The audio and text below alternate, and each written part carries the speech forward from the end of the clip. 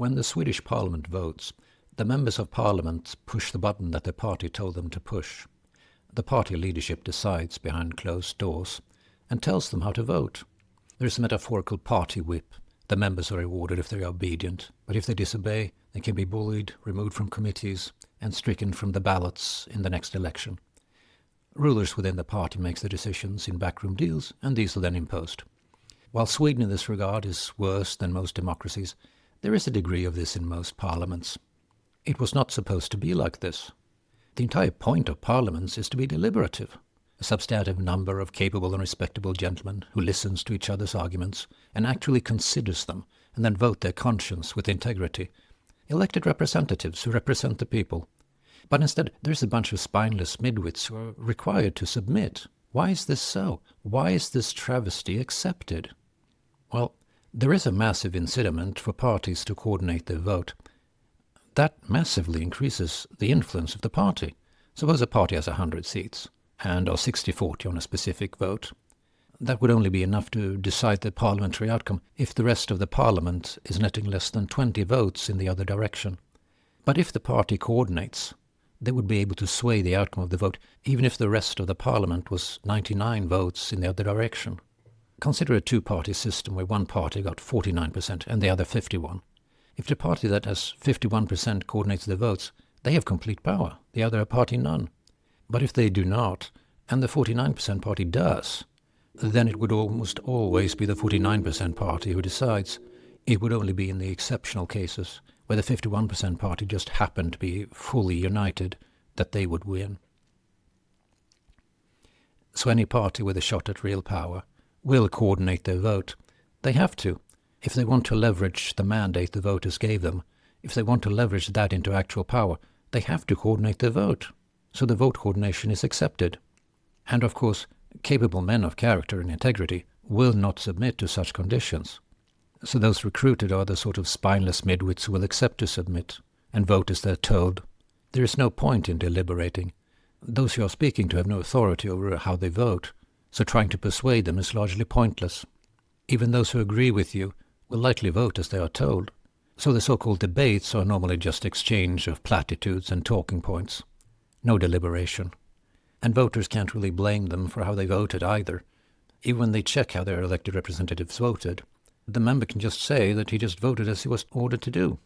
If we want to be represented by elected representatives, this needs to be fixed. My suggestion is that Parliament should support vote coordination. Does that sound counterintuitive?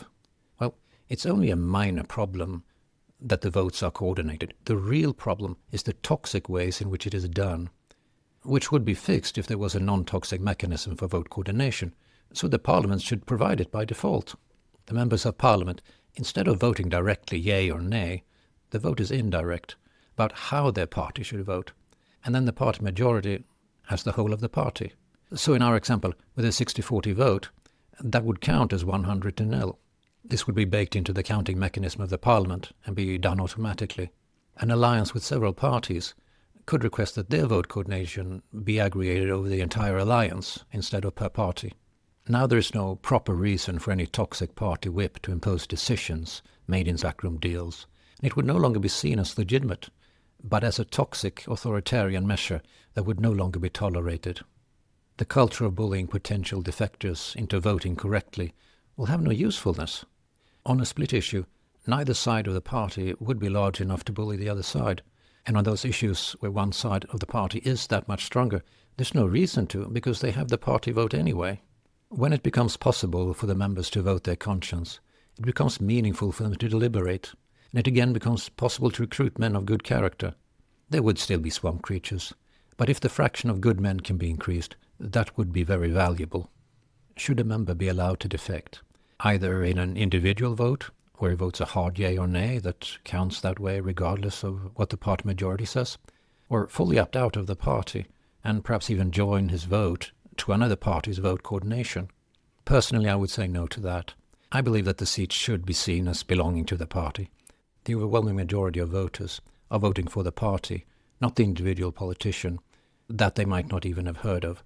Letting some politician take the vote from the party is a betrayal of the voters that voted for the party. Taking that thought a step further, Perhaps instead of seeing vote coordination as a minor problem, as long as it's done in a non-toxic way, maybe it is actually something that is more democratic. The voters voted for different parties. Those parties should have the power that the voters assigned them. What is wrong with that? While the reason I advocate automated support for vote coordination is to avoid the toxic means of doing it, it also seems to me that if voters vote for parties, is it not more democratic if the parties have that amount of power? To be clear, I'm not objecting to members changing their beliefs. The reason for having a parliament is diversity of thought. This is one of those cases where diversity actually is a strength. It can even be a badge of honor to be kicked out of the party. It may indicate that you have some backbone and at least stand for something. But what I am saying is that the vote coordination mechanism should be controlled by the majority of the party members in the parliament, not by some individual member choosing to defect. So the vote from the rogue member should still be aggregated with the party. Of course, those who wield power in the current system prefers that the parliaments remain subverted and submissive. It would require public pressure, public outrage with the current establishment to get rules to change, even though it is a rather simple change in how to add up votes. If you think that making parliaments deliberative again would be a good idea, something that is worthy of public discussion, then please like the video to give it a boost. Ceterum censeo paludem esse ex oriendam.